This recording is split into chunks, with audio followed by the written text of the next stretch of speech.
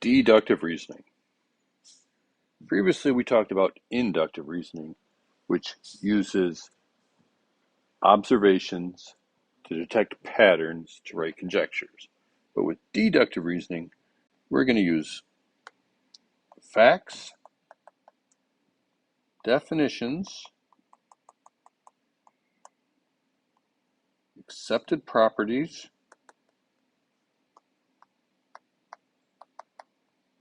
and the laws of logic to form a logical argument, which is different from inductive reasoning. Think of it like deductive reasoning is a court of law where we have to prove beyond a reasonable doubt. Inductive reasoning, that's our circumstantial evidence. So with that in mind, let's talk about the laws of logic. The first laws that we're talking about is the law of detachment. And the law of detachment is very simple. If the hypothesis of a true conditional statement is true, then the conclusion is also true. And when we use symbols, we start with a P to Q, and then we have a true P, and then we get to Q. And the three dots in a triangle means therefore. So we have P implies Q, P, therefore Q. So if the hypothesis is true, the conclusion is true. The law of syllogism, on the other hand, states if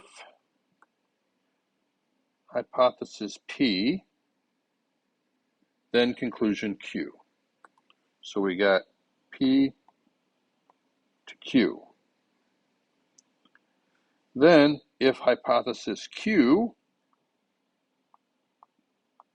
conclusion R. So conclusion Q and hypothesis Q, and we got conclusion R. So when we have a statement like this, we can conclude that we can go P implies R. And if you want to think about it, when we have a conclusion that becomes a hypothesis, we can cancel them out. Kind of like we would if we had x's in the top and the bottom of a fraction. They would cancel out. So here we're going to be canceled out, and we're left with hypothesis P, conclusion R, so we're just going to write it that way.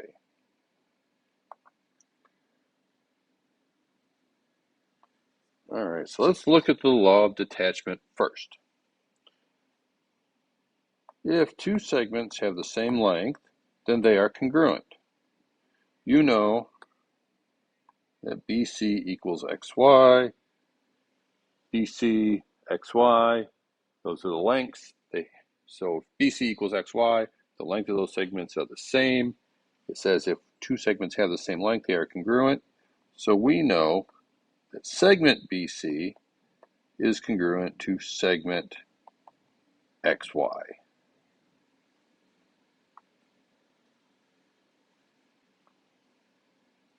Let's look at another example. If a quadrilateral is a square, then it is a rectangle. We know that quadrilateral ABCD is a square. So we also know that quadrilateral ABCD is a rectangle. If we get information that makes this first part, the if statement, true, the then statement also has to be true. move over to the law of syllogism. Right? So if x squared is greater than 25, then x squared is greater than 20.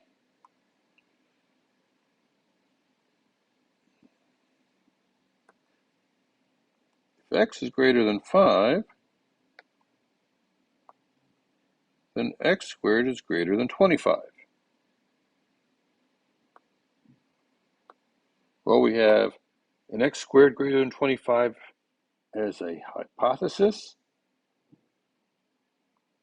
and we have it as a conclusion. So we can cancel these guys out, and we're left with if x is greater than 5, then x squared is greater than 20. And that is our law of syllogism. Let's keep on going. Let's do a couple more examples. So if soccer practice is canceled, then you can go to the mall after school. Don't want that. Let's do orange or red. If it is raining today, then soccer practice is canceled. Okay, we got soccer practice canceled twice. Here we have it in the hypothesis. Here we have it after the then, so it's a conclusion. So we can cancel these out. And we're left with if it is raining today,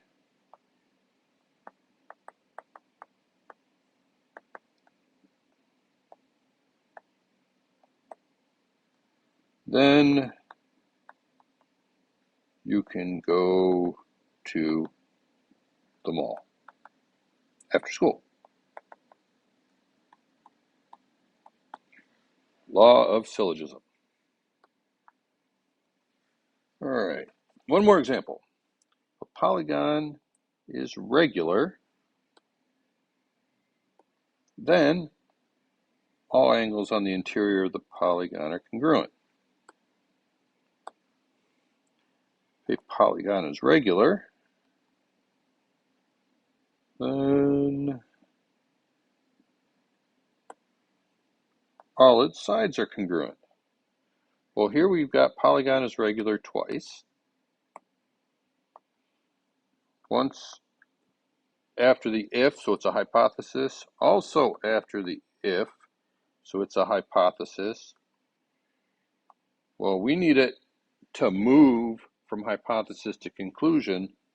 So since it's both times stays as a hypothesis, we cannot use the law of syllogism.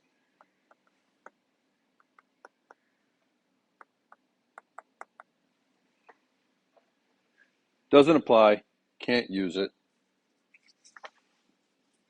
Let's move on.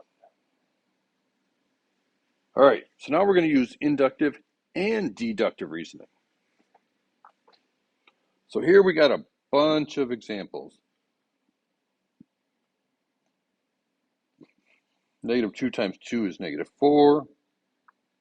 Negative 1 times 2 is negative 2. 2 times 2 is 4. 3 times 2. Negative 2 times negative 4 is 8. So in all these cases, we have an even integer times any other integer. And what we can notice is that the product is always an even integer. So now we're going to use deductive reasoning to show that that's going to be true in all cases. And when we show things are true in all cases, we want to use letters to prove that, Because if we can do it with letters, we know whatever numbers we plug in will work. So let's make n and m, let's let them be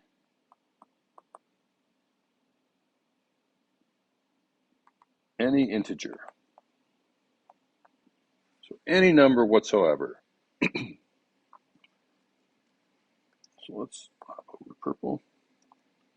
So 2n, we know is even, because any number times 2 is even. Because if we multiply it by 2, we can divide it by 2. And if we can divide it by 2, it's even. Okay? So 2n is an even integer. So we're going to multiply 2n times m. So what we have is an even integer times any integer. So this is going to represent the product of an even integer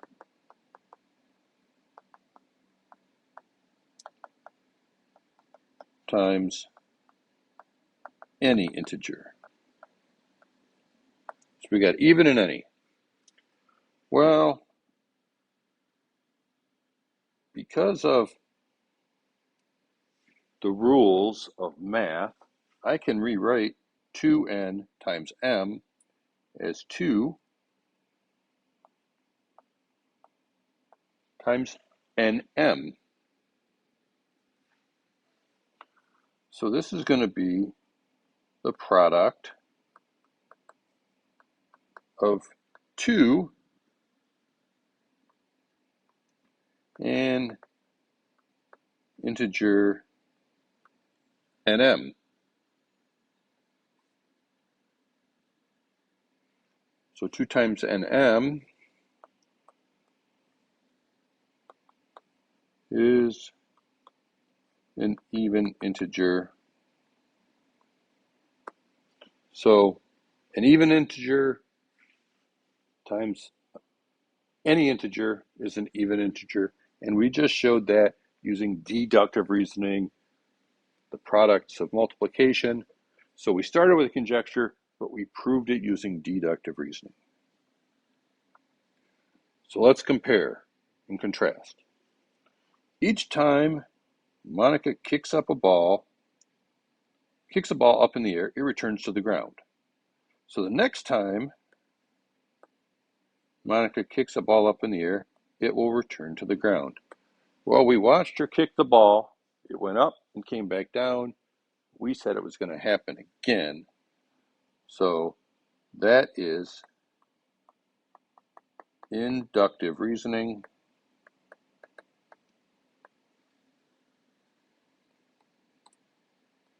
We used an observation to reach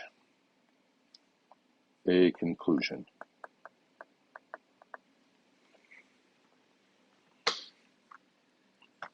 Then we move over next door. It says all reptiles are cold-blooded. Parrots are not cold-blooded. Sue's pet parrot is not a reptile. This is an example of deductive.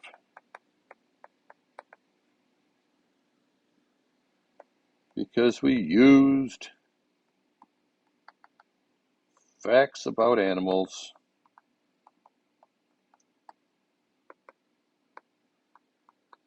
to reach our conclusion. So inductive, we see it, come to a conclusion. Deductive, we use facts, definitions, properties of math.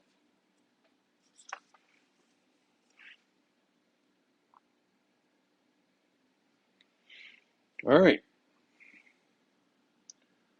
So go ahead and pause the video and make an attempt on all 4 of these on this page, and then after you do that, start it again, and we'll see how you did. All right, good work. So first one, if the measure of angle R is between 90 and 180, then R is obtuse. The measure of R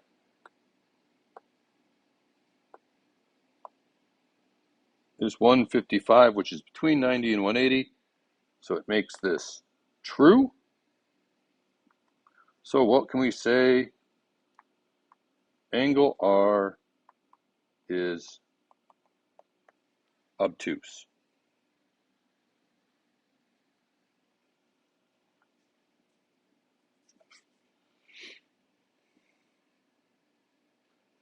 That is our law of detachment.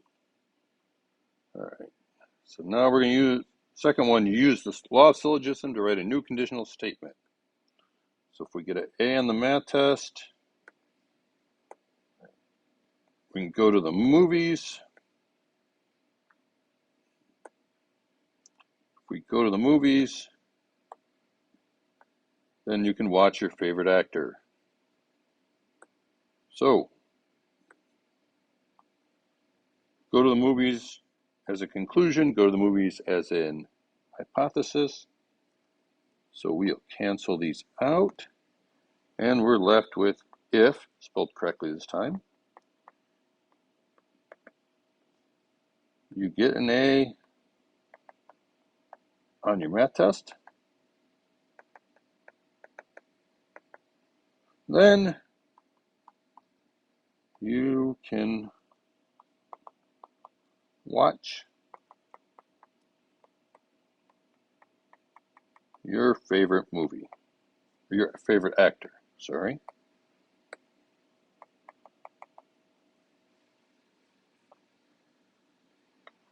All right. Use inductive reasoning to make a conjecture about the sum of a number and itself. Then use deductive reasoning to show that conjecture is true. So our conjecture, we know that the sum of a number and itself is 2 times the number. And then we're going to use deductive reasoning. So we're going to show that n plus n equals 2n. N being whatever number we start with. Just like we did above. All right, so we're going to decide are we going to use inductive reasoning or deductive reasoning to reach a conclusion. And you explained your reasoning. Let's see how you did. All multiples of 8 are divisible by 4. 64 is a multiple of 8. So 64 is a multiple of 8, makes all multiples 8 true. So 64 is divisible by 4. We can say that because this is true, so this is true. So it is deductive reasoning. Why? Because we used the law of detachment. Great job, and we are